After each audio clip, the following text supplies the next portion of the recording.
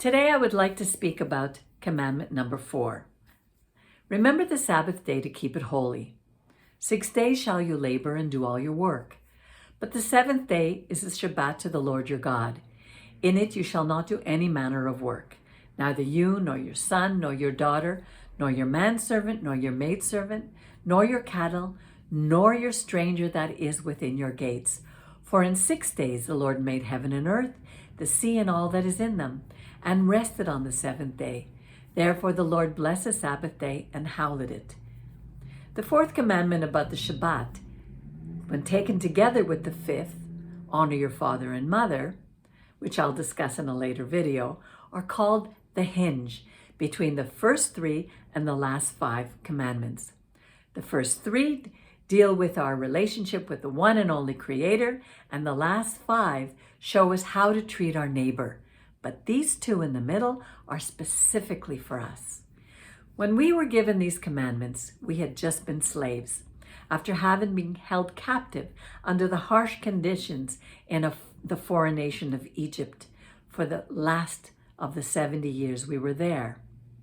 With this commandment about Shabbat, our God would be giving us a taste of the life He had offered mankind in Gan Eden, the Garden of Eden, a paradise where we had no worries.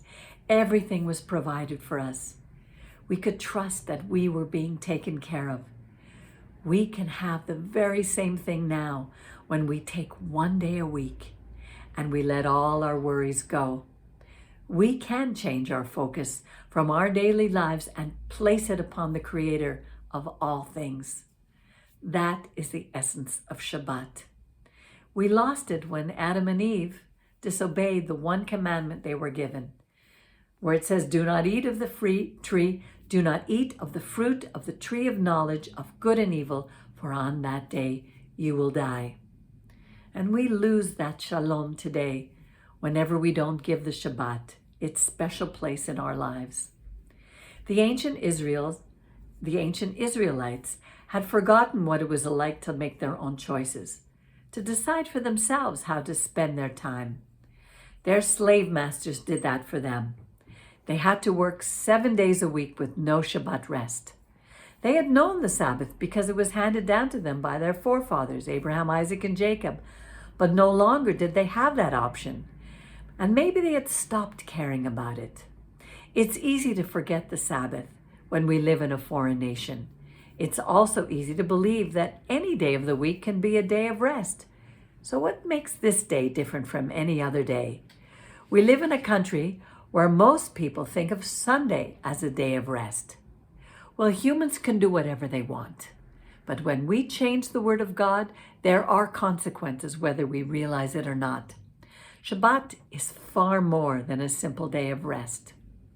There's a key word in Exodus 20, verse 9. It says, Sheshet yamim te'avod ve'asita kol melachtecha. 6 days shall you labor and do all your work. The word is repeated in verse 10, melacha. In it you shall not do any work. The word melach means salt, which is a preservative, and in those days it was a method to pay the wages, and from which we derive the word salary.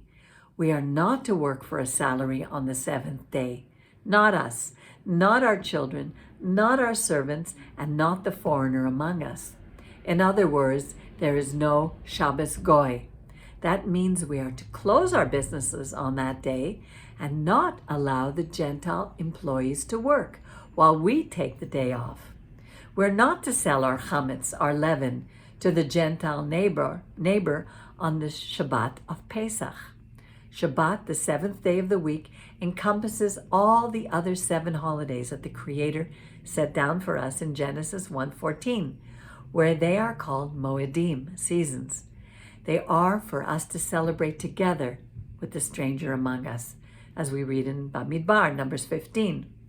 We are to be Or L'Goyim, a light to the nations. So Israel had just been set free from slavery. That means we had to work 7 days a week, no rest, no freedom to even go to the bathroom without asking permission. Now we would be able to work 6 days to provide for ourselves and our family, but the one day, the Shabbat, was to be kept holy, separate from the other days of the week. How do we do that? Today, religious people have taken this to the extreme, where they have placed so many rules and regulations upon us about what we can and cannot do on Shabbat that it drives people away from the God of Israel.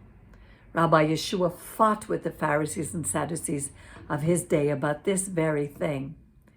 In Deuteronomy 28:15, it says, "But it shall come to pass, if you will not listen to the voice of the Lord your God, to take care to do all his commandments, his mitzvot, and his statutes, his hukim, which I command you this day, that all these curses shall come upon you and overtake you." The first 3 commandments are known as mitzvot, and the middle 2 are hukim, which are ordinances given to us for a reason that we cannot fully comprehend. These passages are not meant to frighten us, rather to urge us to do our very best, to obey a Creator who loves his creation and only wants the best for us, like a loving Father. In Deuteronomy, Moses repeatedly begs us to obey God's commandments, and he tells us, do not add or take away anything from these words. Sadly, religions do the exact opposite, each with their own agenda.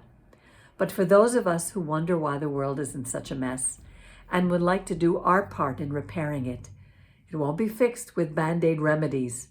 Rather, we need to get back to basics, back to living the 10 Commandments, so that we can be a light and help bring in Tikkun Olam, reparation of the world.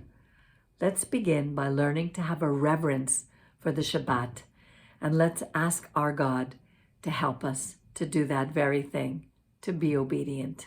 Shabbat Shalom.